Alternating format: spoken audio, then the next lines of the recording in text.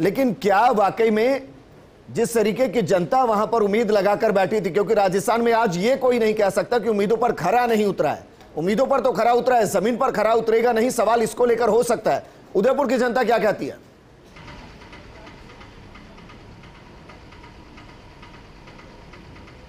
बिल्कुल, देखिए ब्रजेंद्र, हर बार कहा जाता है कि बजट कितना उम्मीदों पर खरा उतरा, लेकिन एक बात मैं पहले ऐड करना चाहूंगा कि जो चौमासा होता है उसकी बारिश में हर बार एक बारिश की कमी तो रही जाती है। तो जाहिर सी बात है कि कोई भी कैसा भी बजट हो, बहुमुखी हो चहुमुखी हो, लेकिन कहीं ना कहीं किसी तरह की कमी जरूर रह जाती होगी। लेकिन मेरे साथ में एक एक्सपर्ट का पैनल है। सबसे पहले पंकज शर्मा जी जो हैं पीसीसी के पूर्व सचिव हैं, उनसे बात करते हैं। किस तरह का बजट आप महसूस कर रहे हैं, कितना सर्वमुखी ये बजट जो है वो कहा जा सकता है?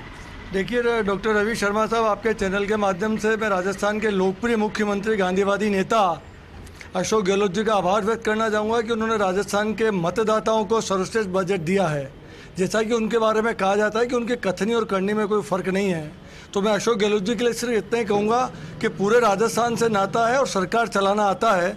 उन्होंने बजट दिया वो इंसानियत और मानवता को रखते हुए राजस्थान के तमाम 36 कौम के लोगों, चाहे युवा हो, खिलाड़ी हो, कर्मचारी हो, नेता हो, कार्यकर्ता हो, खिलाड़ी हो, जो उनमें मानवीयता और इंसानियत जो भरी हुई है, उन सब योजनाओं को ध्यान में रखते हुए उन्होंने सर्वश्रेष्ठ बजट दिया है। इसके लिए मैं उदयपुर मेवाड़ की तरफ से उनका आभार व्यक्त करूंगा।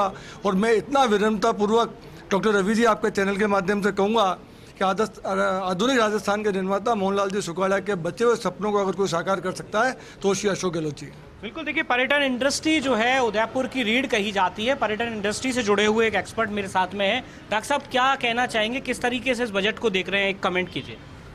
पर्यटन कला की दृष्टि से देखा जाए तो सरकार ने अभी 1000 करोड़ रुपये घोषणा की है। इसके अंतर्गत उसको ध्यान में रखते हुए उन्होंने सरकार ने कहा है कि अब मीडिया प्लान और काफ़ी चीज़ों को डेवलपमेंट करते हुए इसको डेवलप किया जाएगा। इसके अंतर्गत प्रत्येक जिले में 2-2 पर्यटन स्थलों का डेवलपमेंट किया जाएगा और जो भी है इससे रिलेटेड काफ़ी इंडस्ट्री को काफ़ी फायदा रहेगा। बिल्कुल, देखिए पर्यटन जो इंडस्ट्री है वो उदयपुर का आधार स्तंभ भी है और इसके लिए जो इस तरह की जो एलोकेशंस की हैं बजट में वो काफ़ी महत्वपूर्ण हो जाते हैं। लेकिन बीजेपी से जुड़े जो प्रकोष्ठ है उसके प्रभारी जो हैं उनसे बात करते हैं। डॉक्टर जिनेश शास्त्री जी, किस तरीके से देखते हैं आप इस बजट को?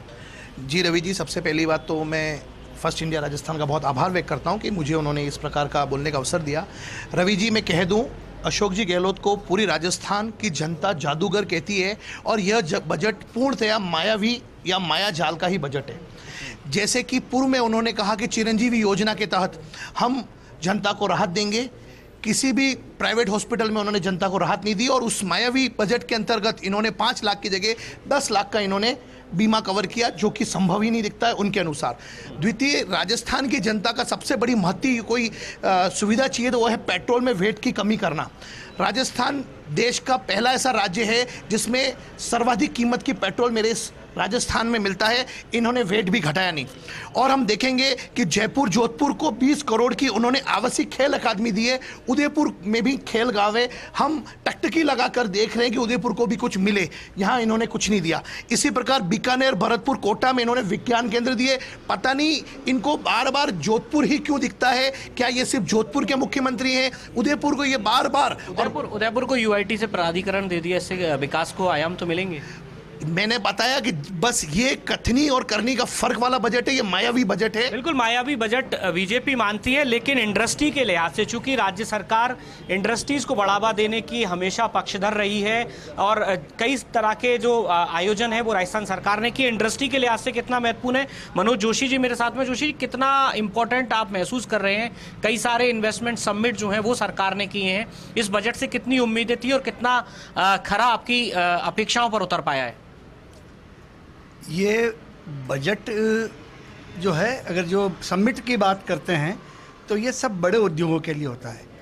राजस्थान का ये दक्षिण राजस्थान का उदयपुर महत्वपूर्ण व्यावसायिक केंद्र है, औद्योगिक केंद्र है, पर्यटन की दृष्टि से भी बहुत महत्वपूर्ण शहर है। यहाँ पे अप्रधान खनिज की कम से कम 5000 इकाइयाँ हैं और अप्रधान खनिज जो मिनरल, मार्बल, इस तरह के उद्योग हैं उनको लेकर के पिछले 3-4 वर्ष से यहाँ का उद्यमी परेशान है टीपी में विसंगतियों को लेकर के। और ये पहली बार देखने में आ रहा है कि राजस्थान सरकार किसी पोर्टल पे उद्यमी अपनी जानकारी दे, उसके लिए भी 2,000 रुपये का पंजीकरण शुल्क ले रही है। वार्षिक उस पोर्टल को मेंटेनेंस के लिए 25,000 रुपये का शुल्क मांग रही है, और साथ में जब टीपी निकालेंगे उसके लिए 10 रुपया शुल्क मांग रही है। ये समझ में नहीं आ रहा है कि सरकार करना क्या चाह रही है। आज केंद्र से हम जीएसटी के पोर्टल पे हमारी जानकारी भरते हैं तो हमारे से किसी प्रकार का शुल्क नहीं लिया जाता है। हमने एक बार भर दिया, हमारा हम इस बजट में क्या आपकी डिमांड्स थी और कितना परिपूर्ण कर पाया आपकी डिमांड्स को ये बजट जो है वर्तमान में? उदयपुर के दृष्टिकोण से देखें तो हमारी एक बजट थी कि टीपी की विसंगति की घोषणा करें ताकि यहाँ के व्यवसायियों को उसका लाभ मिल सके, पर ऐसा कुछ दिख नहीं रहा है। परिवहन को लेकर के भी जो जिस तरह की विसंगतियाँ खान विभाग के अंदर है, और एक मज़ेदार बात, एक उद्योग जो है वो फैक्ट्री एक्ट के तहत चलता है और वहाँ पे खनन विभाग का कोई दखल नहीं होता है। अप्रधान खनिज का ट्रांजिट हो रहा है, ट्रांजिट इंडस्ट्री के अंदर पहुंच गया, विषय खत्म हो जाता है। उसके बाद भी वो खनन विभाग कहता है कि तुम हमारे यहाँ रजिस्टर करो, और तुम क्या किसको बेच रहे हो सब उसके पोर्टल पे खुला रख रखा है। एक व्यापार जो है पारदर्शी तरीके से चलता है, मैं किसको मेरा माल बेच रहा हूँ, किस रेट पे बेच रहा हूँ, वो दिखना नहीं चाहिए दूसरे मेरे प्रतिद्वंदी को, पर वो सब कुछ पोर्टल पे खुला रख दिया।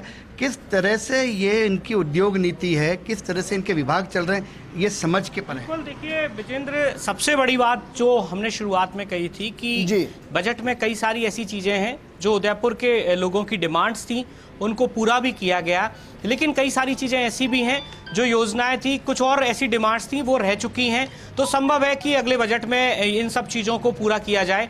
लेकिन जिस तरह से मैंने पहले कहा ब्रजेंद्र की चौमासे की जो बारिश होती है उसमें जब वो समाप्त हो जाती है उसके बाद भी कहा जाता है कि एक बारिश की कमी, एक बारिश और हो जाती तो मज़ा आ जाता। शायद यही वजह है कि कई सारी चीज़ें ऐसी भी होंगी जिनकी कमी अभी भी कुछ लोगों को अखरेगी, लेकिन वो बिल्कुल ब्रजेंद्र। ठीक है रवि, शुक्रिया हमारे साथ जुड़ने के लिए और वहां से रिएक्शन हम तक पहुंचाने के लिए।